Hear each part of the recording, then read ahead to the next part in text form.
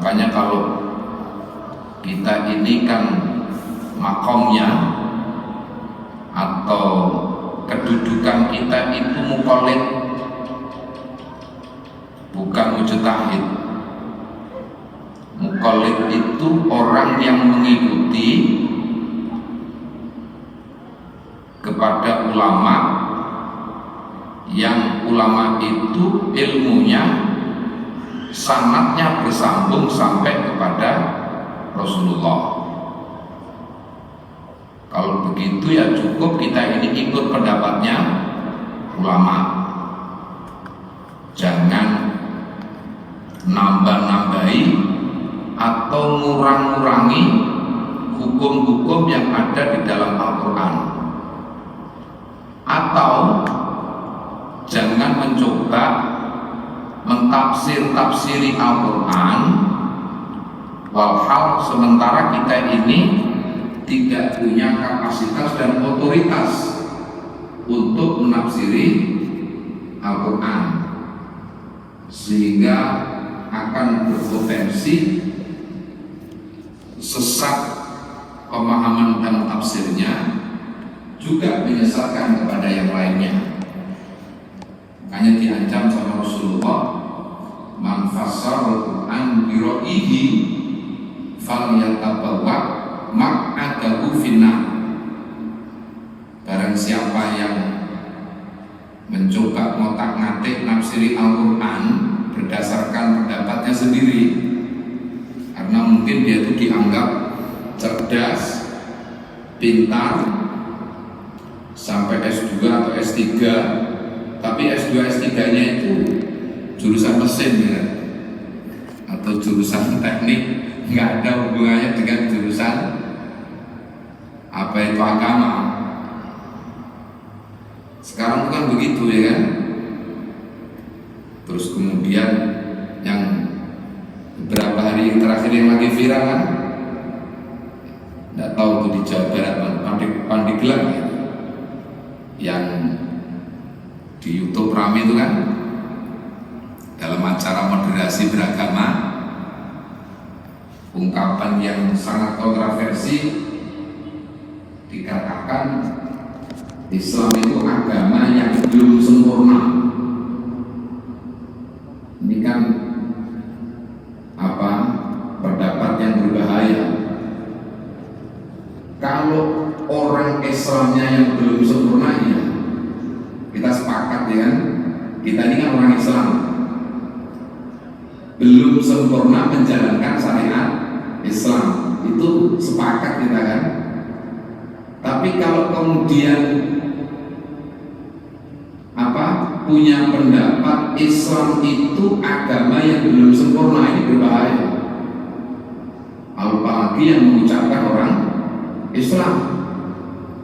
Jelas di Al-Quran Ustaz Nasib ya, al-yauma akmaltu lakum, di nama Islam apa? Sambungannya itu al-yauma akmaltu ya, dan seterusnya, bahwa hari ini sudah kusempurnakan agama Islam itu sebagai agama kalian. Sudah. Jadi ketika wafatnya Rasulullah itu bersamaan dengan sempurnanya syariat agama Islam. Persoalan kita belum nyampe memahami kesempurnaan syariat Islam, ini persoalan lain, ini SDM. Tapi kita harus punya akidah, punya keyakinan bahwa syariat Islam itu sudah sempurna. Saya ulangi lagi, syariat Islam itu sudah sempurna. Soal kita belum sempurna menjalankan syariat Islam, ya. Soal kita, akal ilmu pikiran kita belum sampai menjangkau syariat Islam secara sempurna, ya. Tapi kalau syariat Islamnya jelas-jelas sudah sempurna. Sama kayak hadis Rasulullah itu apa? Al-Islamu ya'lu wa la yu'la Islam itu agama yang tinggi, agama yang mulia, agama yang sudah sempurna. Tidak akan pernah ada yang bisa menandingi kemuliaan dan kesempurnaan agama Islam.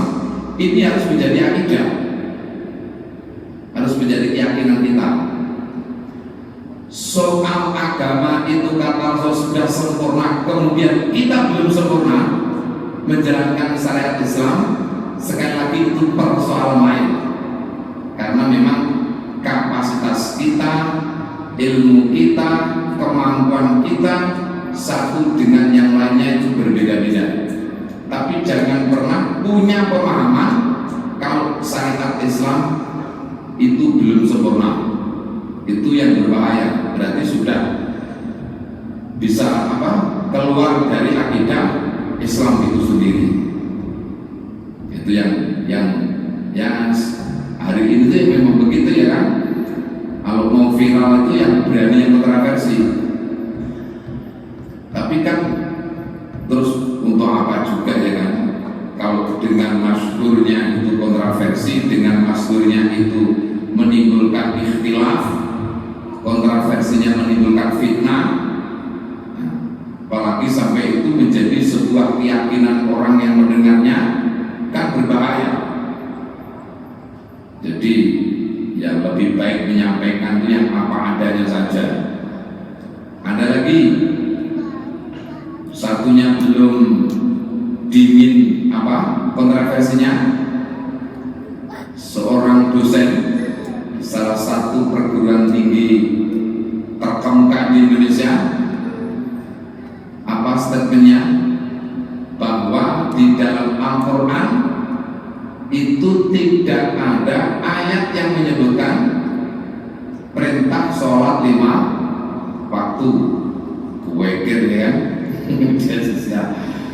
repot ya, yang menyampaikan mungkin maksudnya sengaja memantik emosi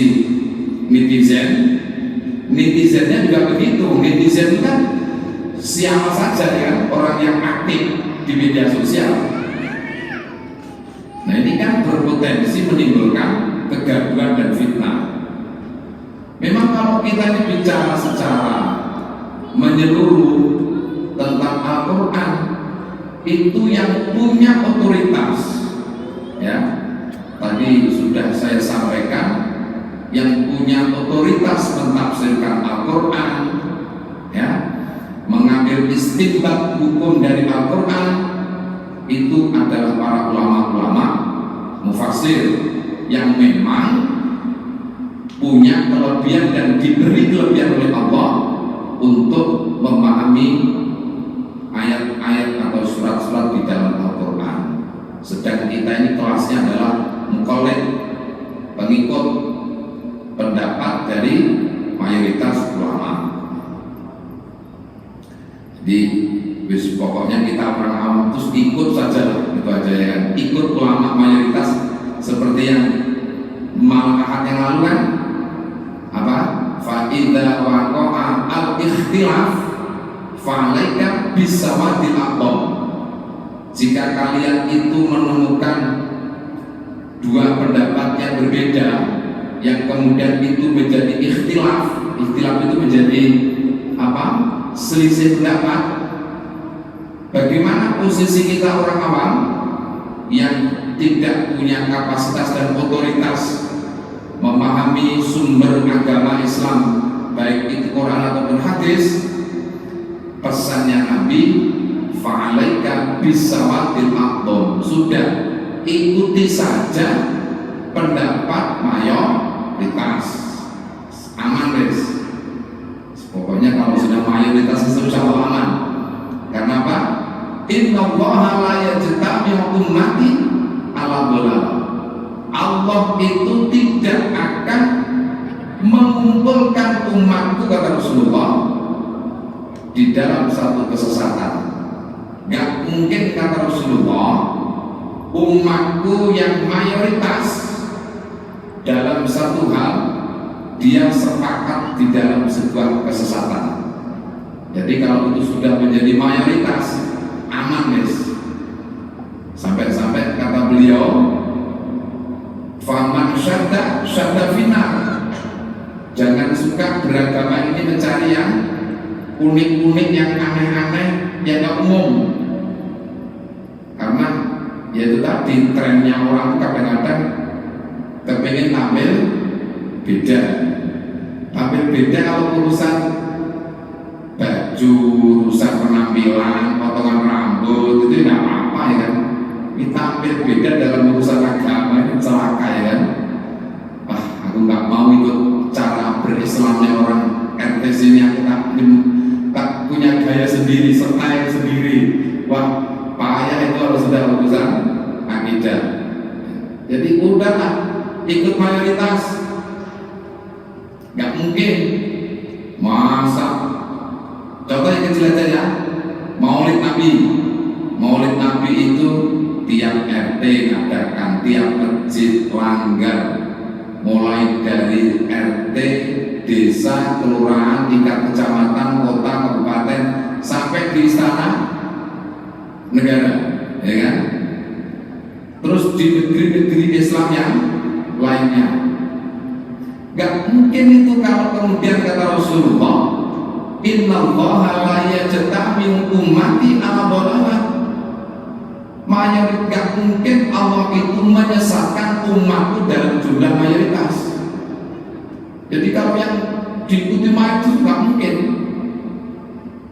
Berarti majus berarti kan ulama-ulamanya pada sepakat, ya, ahli-ahli agamanya sepakat, ahli tafsirnya sepakat, ahli hadisnya sepakat. Jadi aman aja. Maulid Nabi sudah mulai sejak zaman bahula, umpamanya itu sesat. Sampai bisa bayangkan itu ya kan. Kalau 85% umat Islam itu apa di Indonesia, terus yang 70% itu ikut maulid umpamanya kan, berarti kan 70% umat Islam di Indonesia masuk neraka, ya. Tidak mungkin kata Rasulullah. Entahlah umatku kalau dalam sebuah kesesatan, tidak mungkin mereka mayoritas. Kalau ada yang salah, pasti ada yang diingatkan, pasti ada yang sepakat. Ya ada yang sepakat, tapi kan jumlahnya minoritas, nggak kecil. Jangan dihitung kalau kecil itu. Nah itulah gampangnya begitu. Itu yang pertama. Orang yang dilaknat oleh Allah dan Rasulnya, orang yang menambahi atau mengurangi ayat-ayat Al-Quran. Wa mukadzibu biqadarillah. Kemudian yang dilaknat oleh Allah dan Rasulnya, orang yang mendustai atau mengingkari takdirnya Allah. Ya, bagaimana? Nyalakan takdir, merasa sudah berusaha, merasa sudah berikhtiar, tapi ujung-ujungnya juga nggak berhasil. Ujung-ujungnya nyalakan takdir, atau sudah terjadi pada dirinya, akhirnya apa? Menyalahkan Allah Subhanahu wa Ta'ala. Aku ini kurang apa ya Allah?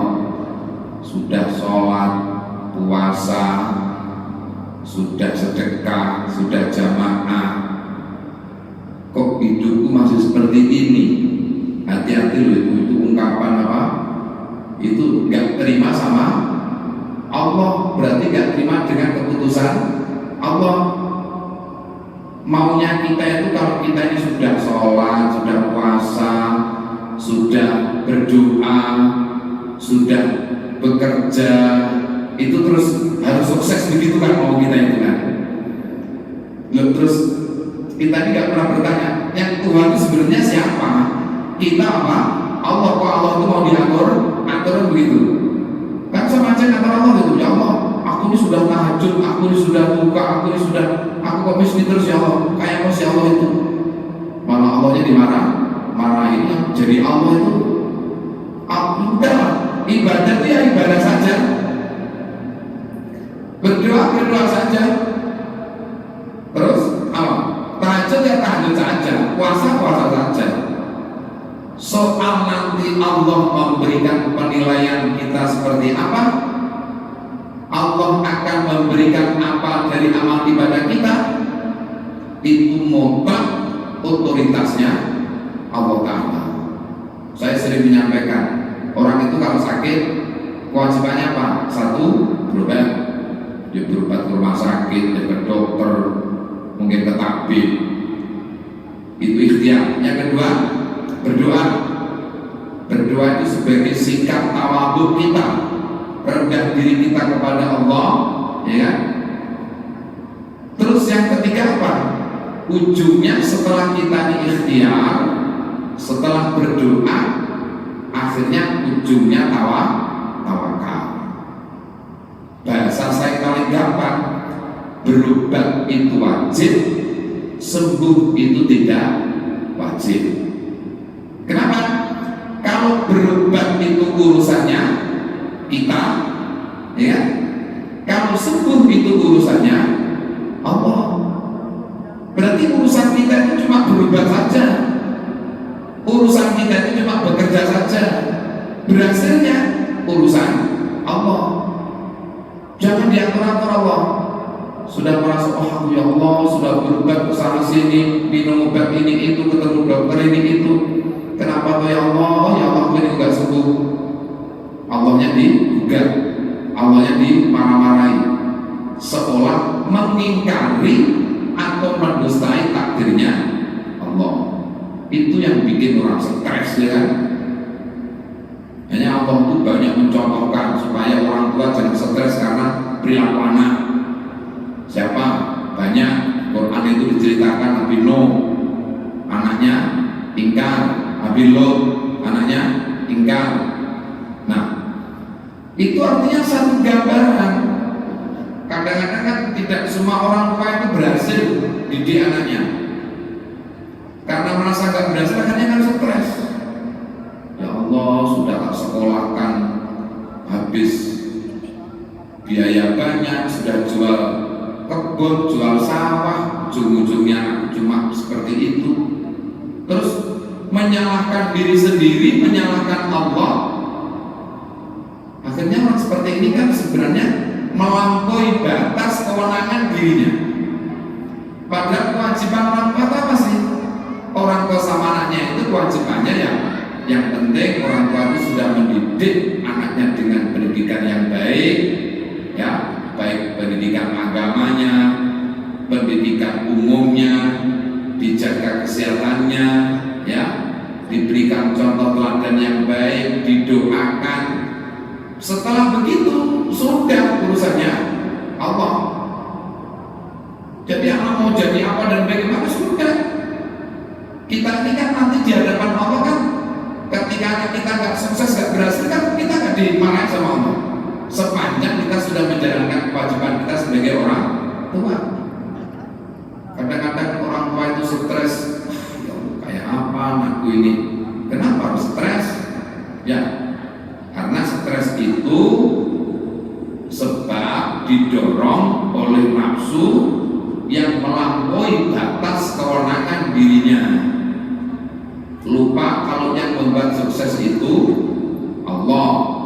Sementara kita sebagai hamba hanya sebatas berikhtiar, berusaha dan berupaya, nggak lebih dari itu, sambil berdoa. Selebihnya sudah serahkan Allah. Kayaknya sudah itu ya kan.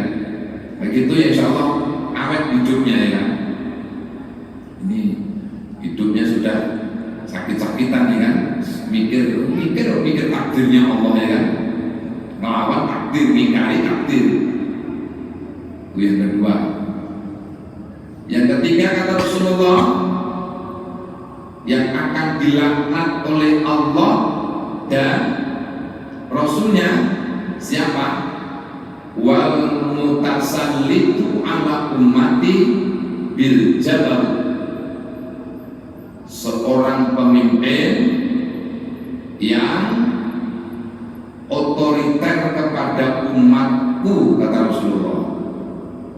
Jadi liyudilla man a'azzallah, agar merendahkan orang yang semestinya dimuliakan Allah, atau sebaliknya wa yu'izza man adallallah, dan memuliakan orang yang semestinya dihinakan oleh Allah.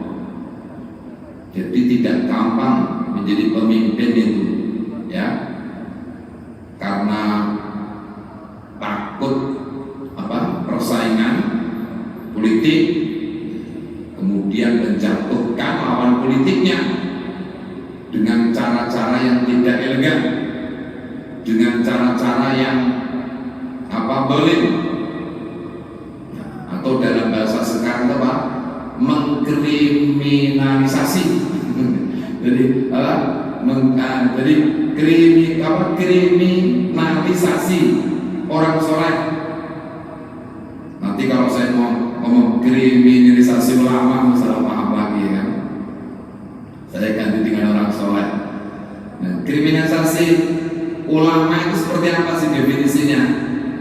Ya, pemerintah, pemimpin, ulama, orang soleh itu tidak salah, ya, tidak melanggar hukum, dibuat-buat seolah-olah dia itu salah dan melanggar hukum. Itu namanya kriminalisasi ulama, gitu. Tapi kalau memang ulamanya yang salah, ya, hukum itu kan semua di mata hukum itu kan sama. Mau orang soleh, mau ulama, mau kiai, mau ustaz, kalau melanggar peraturan, melanggar undang-undang, ada indikasi melakukan perlakuan perilaku kriminal, ia harus ditindak sesuai dengan hukum dan undang-undang yang berlaku. Dan itu sudah diajarkan sama Rasulullah. Andai saja anakku Fatimah mencuri, la qata'tu yadaha, demi Allah sungguh akan aku potong tangannya. Itu kata Rasulullah. Jadi kata Rasulullah nggak main-main dengan anakku sendiri Fatimah. Kalau sampai dia mencuri, tak potong tangannya. Kalau mencuri, dan begitu. Artinya apa? Di mata hukum itu sama saja. Ya, orang berbuat salah itu mau ustaz, mau ulama, mau kiai. Kalau salah ya salah, kalau benar ya benar. Yang gak benar itu kata Rasulullah, kalau orang yang punya kekuasaan, kemudian dia itu bersikap otoriter, ya, bersikap zalim kepada orang yang semestinya itu dimuliakan oleh Allah, tapi dihinakan orang itu. Orang-orang soleh, ulama-ulama yang memang benar, ya, karena mungkin tidak mendukung, karena tidak mau mengikuti kemauannya penguasa itu, kemudian dikriminalisasi, ya, dicari-cari kesalahannya, dibuat-buat kesalahan itu seolah-olah ulama orang soleh itu memang berbuat salah, gitu. Atau sebaliknya justru mengagung-agungkan, memulia-muliakan orang yang semestinya itu hina di hadapan Allah. Sekarang ini kan dengan era medsos ini kan luar biasa. Media sosial ini kan bisa menjatuhkan martabatnya orang yang baik, orang yang soleh, orang yang baik bisa dijatuhkan. Sebaliknya dengan media sosial ini juga bisa mengangkat derajatnya orang yang aslinya jelek, ya, dipolas-polas, dibuat pencitraan sedemikian rupa, diekspos besar-besaran lewat media sosial, entah lewat apa segala macam, YouTube atau Instagram atau Facebook atau apa yang lainnya. Dengan demikian semakin